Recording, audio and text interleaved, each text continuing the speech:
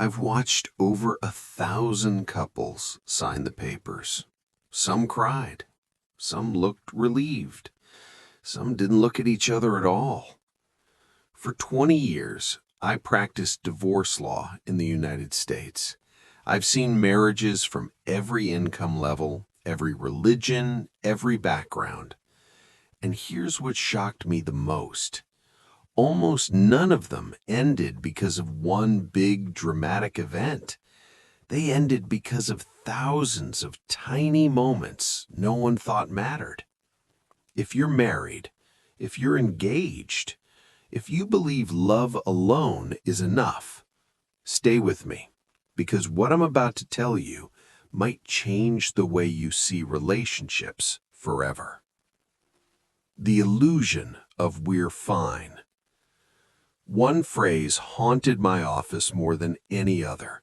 We're fine. Fine is the most dangerous word in marriage. Fine means we stopped checking, we stopped asking, we stopped noticing. I once represented a couple from Colorado, married 22 years, 2 successful careers, a beautiful home, vacations in Hawaii every year. From the outside, perfect. But when they came into my office, they barely spoke. When I asked when the problems began, the wife said, "Honestly, I don't know. It just faded." That's when I realized something critical. Most marriages don't break. They fade, like a photograph left in the sun too long. Reason number 1. Emotional disconnection. The number one silent killer, emotional disconnection. And it doesn't happen overnight. It happens when conversations turn into transactions, curiosity turns into assumption, appreciation turns into expectation. Early in marriage, couples are deeply curious. What are your dreams? What scares you? What do you want in life? 10 years later, did you pick up the dry cleaning? They talk daily, but they don't connect. There's a difference. In 70% of my cases, one spouse described feeling invisible, not abused, not betrayed, invisible. Let me ask you something. When was the last time you truly listened without planning your response? Case study, the silent husband. There was a man I represented, mid-40s, construction business owner.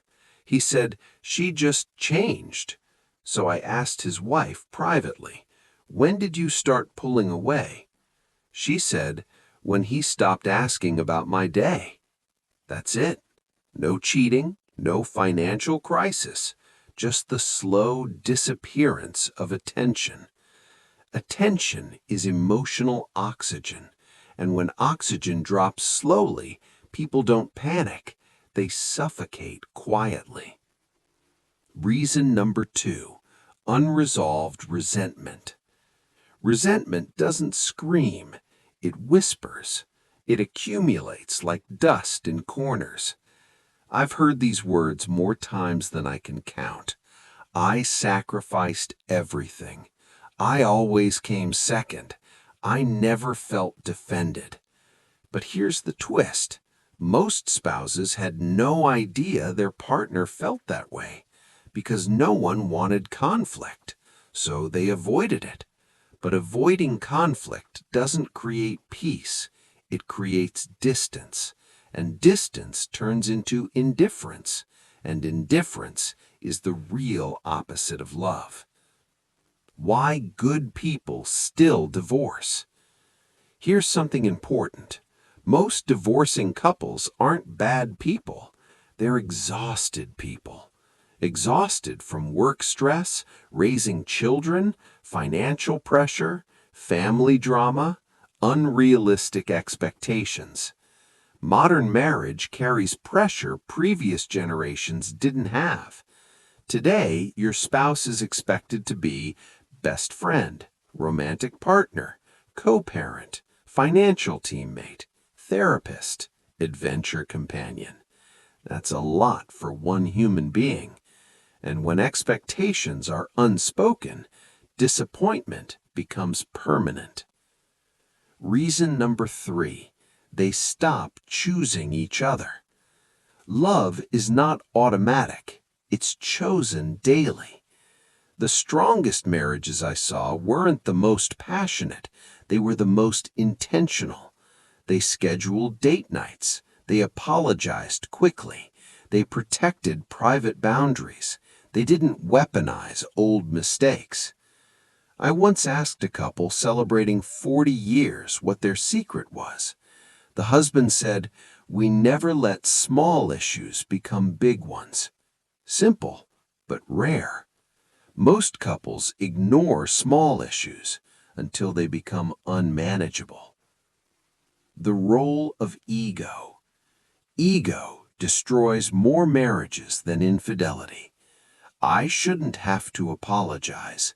They should understand me. I'm not wrong. Courtrooms are filled with ego, but happy marriages are filled with humility. The couples who survive long-term understand one thing. Winning the argument often means losing the relationship. The most heartbreaking case. There was one case that changed me. Married 30 years, 3 grown children. When I asked the wife why she filed, she said, "I don't feel known." That sentence hit differently. Not loved, not desired, known.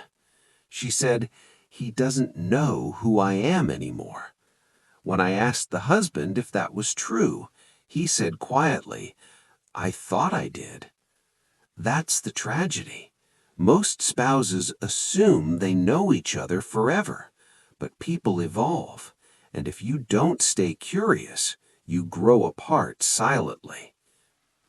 What actually saves marriages? After 20 years, I saw clear patterns in couples who survived. They communicate early, they repair quickly, they maintain physical affection, they protect time together, they speak appreciation daily. They treat marriage like something alive, because it is, and anything alive requires maintenance. Ignore it long enough, it dies. Powerful closing. If you're watching this right now, pause for a moment. Think about your relationship. Are you connected or just coexisting? Are you choosing each other or assuming you always will? Don't wait for crisis. Don't wait for paperwork. Don't wait until someone feels invisible. Tonight, ask a deeper question. Give an unexpected compliment. Admit something vulnerable. Listen fully.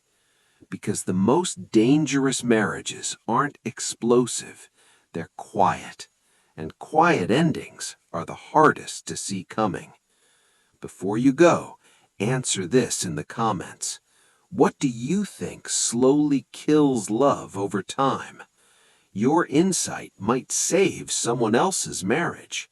And sometimes, awareness is the first step to reconnection.